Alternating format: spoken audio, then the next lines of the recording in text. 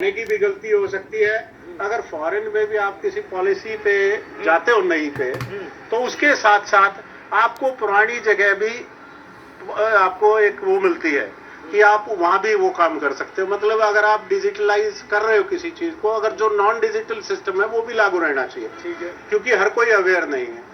आप बैंक में जाते हो, बैंक में कहते हैं ओटीपी आया या नहीं आया, या आपको हर बैंक ने अपनी ऐप बना ली है, जबकि ज्यादातर लोग वो सिस्टम जो बटन वाला फोन है वो यूज करते हैं।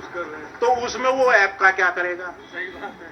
तो हम डिजिटलाइज तो होना चाह रहे हैं, सब कुछ करना चाह रहे हैं, लेकिन उसके लिए जो बेसिक इंफ्रास्ट्रक्चर होना चाहिए, जो लोगों की एजुकेशन होनी चाहिए, जो इंटरनेट की फैसिलिटीज होनी चाहिए, जो वर्ल्ड वाइड जो ब्रॉडबैंड की एक स्पीड की बात होती है, अवेलेबिलिटी की बात होती है। आप कहीं बाहर जाओगे, आपको फ्री वाईफाई मिलेगा, आप कहीं भी उसको वो कर सकते हो।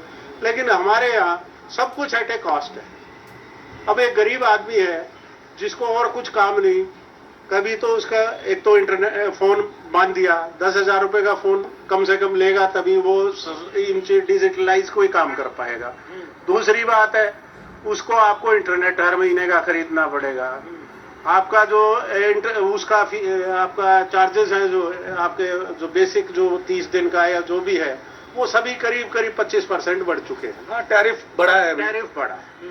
तो पहली बात तो यह है कि खाने को रोटी नहीं, तो लोग रोटी के लिए संघर्ष कर रहे हैं, आप उनको डिजिटलाइज कर रहे हो। ये सब चीजें मेरे ख्याल में जब होंगी, जब आदमी का पेट भरेगा।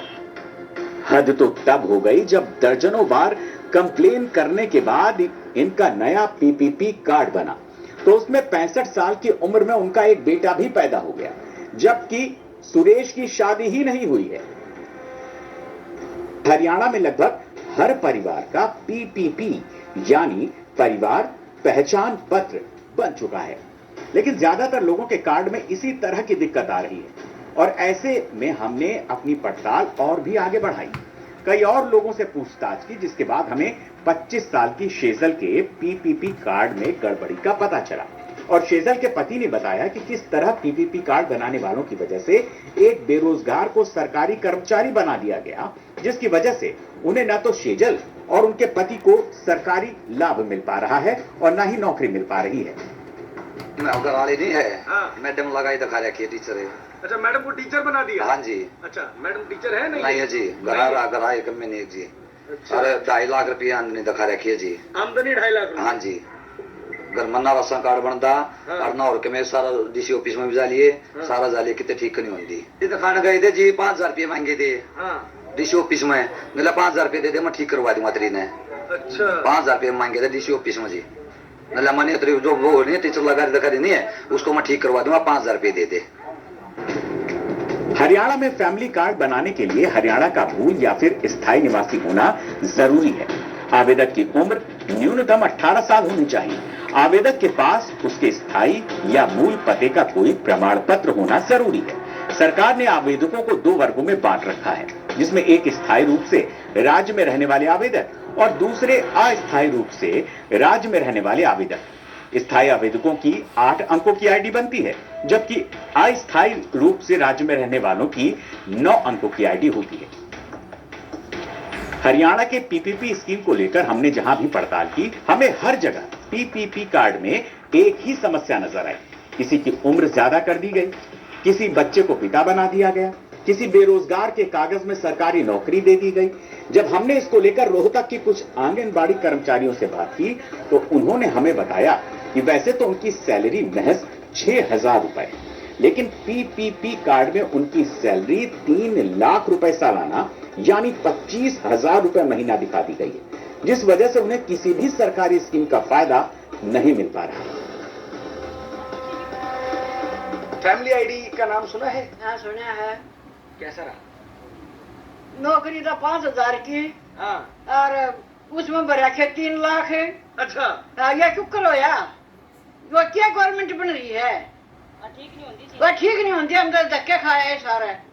आपके साथ भी ऐसा हुआ है? मेरी है जी।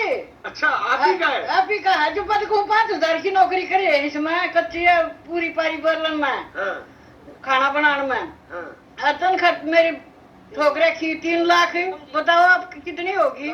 हम तो सोच रहे थे कि ये बाकी महिलाओं का हाल बताएंगी, लेकिन उन्होंने योजना का अपना ही हाल बता दिया। ना तो राशन मिलता कोटे में, ना और कुछ लाभ मिलता किसी चीज का ले मत, वो भी नुकसान बादल, ना कुछ कार्ड मिलता। इसका जी ना तो इसका आयुष्मान का कार्ड बने रहा जी, जबकि हेल्पर है जी, ना तो इसका आयुष्मान का कार्ड बने, ना इसका पीला कार्ड बने, ना इसका और कुछ बने रहा, और ना इसकी इनकम ठीक होती जी। अच्छा, जब फैमिली कार्ड नहीं था आपके पास तब राशन मिलता था? हाँ मिलता था। सरकार ने दावा किया था कि फैमिली आई कार्ड बन जाने से पेंशन मिलेगी, राशन मिलेगा और अन्य सुविधाओं का लाभ मिलेगा, लेकिन राजबाला जी ने फैमिली आईडी बनाई और उसके बाद उनके सारे लाभ ही चले गए। सारे गए सारे गाड़ी है ना। अच्छा, जब आप ठीक करवाने जाते हो तो क्या बोलते हैं? वो ठीक है, नहीं होगी ठीक। कोई ना हो बोला ठीक है। एक बजे बनेगी ना जी, बनेगी, और कंप्यूटर में जो गड़बड़ा जाए है ना जी, वेनु कहे हमारी गलती को नहीं है, कंप्यूटर की गलती है, को ना कर दे जी।